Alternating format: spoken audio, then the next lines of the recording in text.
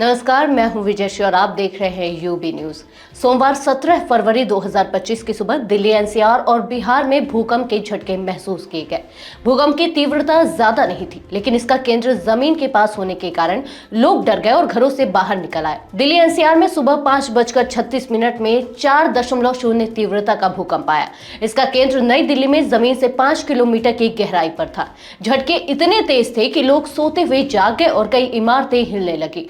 डर के कारण लोग घरों से बाहर निकलकर खुले स्थानों में आ गए। पेड़ों पर बैठे पक्षी भी अचानक उड़ने लगे। दिल्ली के बाद सुबह 8:02 में बिहार के सीवान जिले में 4.0 तीव्रता का भूकंप महसूस किया गया। इसका केंद्र 10 किलोमीटर की गहराई पर था। झटके पूरे इलाके में महसूस किए गए, जिससे लोगों में घबराहट फैल गई।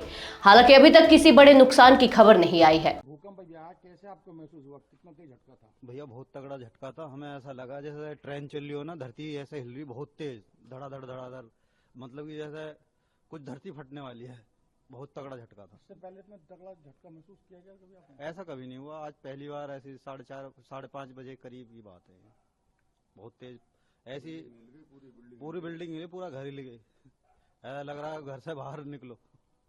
कितना तेज झटका? बहुत तेज झटका महसूस हुआ। अभी दूध लेने गए थे तो उस कुर्सी में बैठे हुए थे, पूरी तरीके से हिली थी कुर्सियां और एकदम झटके से खड़े भी हुए हम लोग, लेकिन था बहुत कम टाइम का।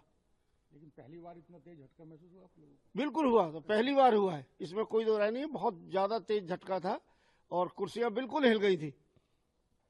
भूकंप धरती के अंदर मौजूद टेक्टोनिक प्लेटों के हिलने या टकराने के कारण आता है। धरती की सतह के नीचे 12 बड़ी प्लेटें होती हैं जो हमेशा धीमी गति से हिलती रहती हैं। जब ये प्लेटें आपस में टकराती हैं या खिसकती हैं तो ऊर्जा निकलती है, जिससे भूकंप आता है। दिल्ली का भूकंप केंद्र 5 किलोमीटर की गहराई पर था, इसलिए झटके तेज महसूस किए गए।